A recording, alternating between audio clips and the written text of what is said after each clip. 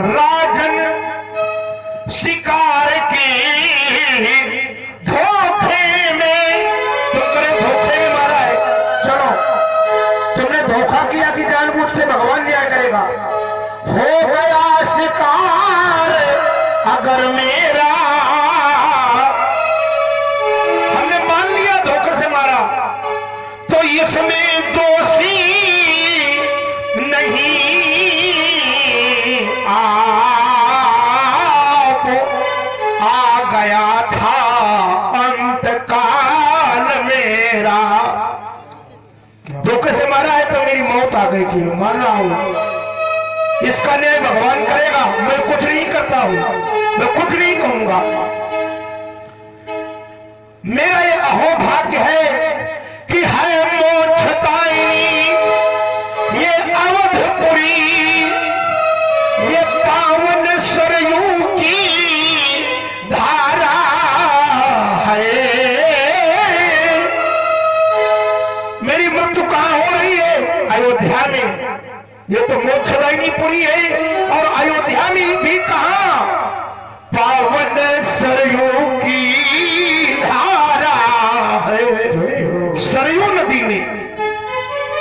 पर चिंता है, मां बाप का एक सहारा था, अब कोई नहीं सहारा है। एक काम करो, इस लोटे में लेकर पानी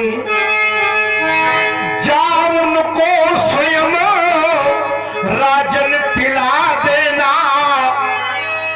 पहले पानी पिलाना माता पिता को, और जब पानी दोनों पी ले हुए तो मेरी कथा सुना देना। तो बता देना कि धोखे से मैंने बाण मार दिया और तुम्हारा पुत्र मर गया है, मृत्यु हो गई है। राजा दशरथ ने सोचा, राजा हूं, बेसहारा का सहारा राजा होता है। श्रवण के माता पिता बेसहारा है। पानी लेकर के गई दशरथ जी गई, बोले पानी पी लो, पानी पी लो, लेकिन ना, पानी नहीं पिया, श्राप दे दिया। जाओ, जिस प्रकार से तुमने मेरे पुत्र को मारा है, मैं तुम्हारे हाथ का पानी नहीं पीऊंगा, और अब पुत्र के बिना मेरा कुछ है ही नहीं। तुम्हारे बाप ने तो हमारी आंखें निकलवा ली थी, आज नहीं, दोनों की, और तुम ऐसे हुए कि हमारे पुत्र को मार दिया।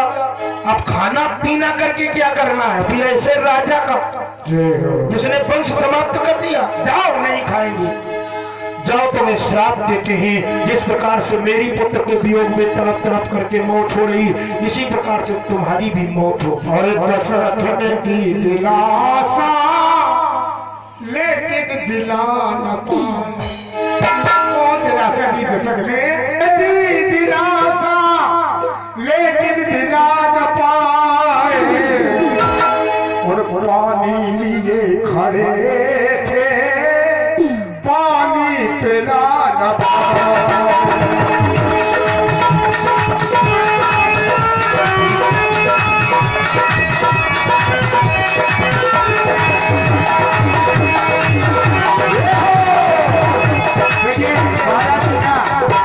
चित्र देखिए, आप कहां से ढका करके कहां ले जाएंगे? आपको बस ध्यान से सुनते रहिए। पानी के लिए कहा लेकिन उस समझे दशरथ ने दिलासा, लेकिन दिला न पाए। दशरथ ने दिलासा, लेकिन दिला न पाए। पानी दिए भरे थे, पानी पिला।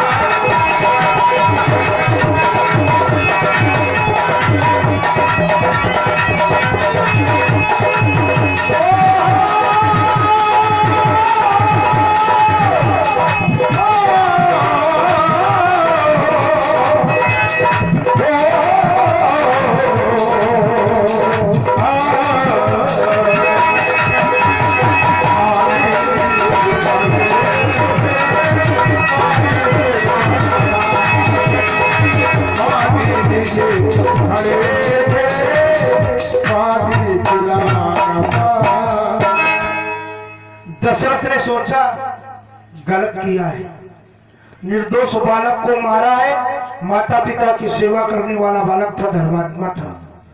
एक काम करे, पंडित जी के पास पहुंच जाए। किनके पास? गुरु वशिष्ठ के पास। और पंडित जी से ये कह दे कि पंडित जी धोखे में अपराध हो गया है और धर्मात्मा पुत्र श्रवण को मार दिया, जो माता पिता की सेवा करता था। तो पुत्र भी मर गया और माता पिता भी मर गए तड़प तड़प के। तो गुरु जी ऐसा करो कि उपाय ऐसा करा दो कि हम ये पाप न भोगे। तो उपरोहित कर्मोति मंदा। उपरोहिती का काम, पंडिताई का काम बड़ा खराब होता है। लालच में पड़ करके कभी भी हर कार्य का प्रायश्चित नहीं कराना चाहिए परीक्षित जी।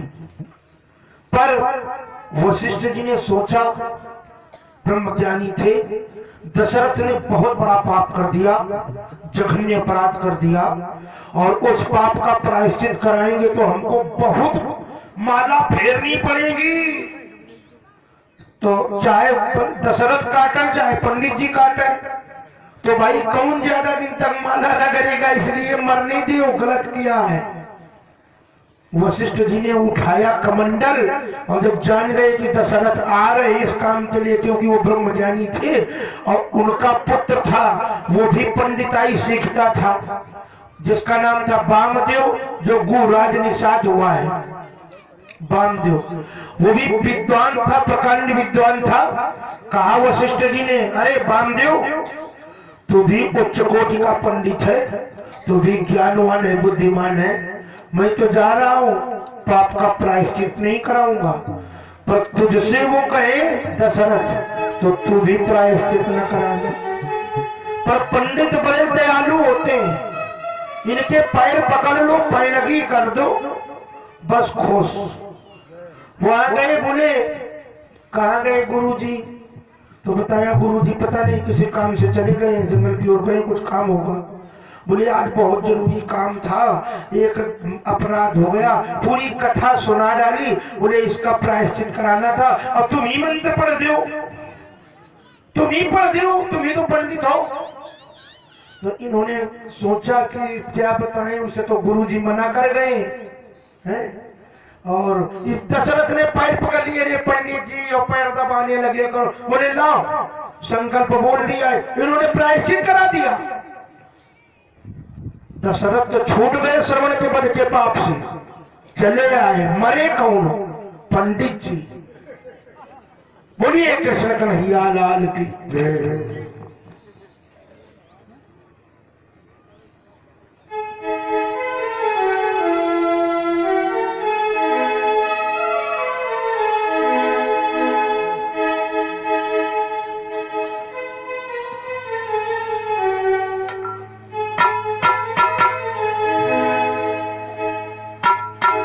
समझ में आ रही कि नहीं आ रही? अब दशरथ चले आए, बच गए, और वशिष्ठ जी जान गए कि नालायक कहीं का वामदेव। बहुत समझाया, नहीं समझा, प्रायश्चित करा दिया। गुस्सा है, जैसे लड़का न माने बाप की बात तो बाप क्या करता है? गुस्सा होता। अभी गुस्सा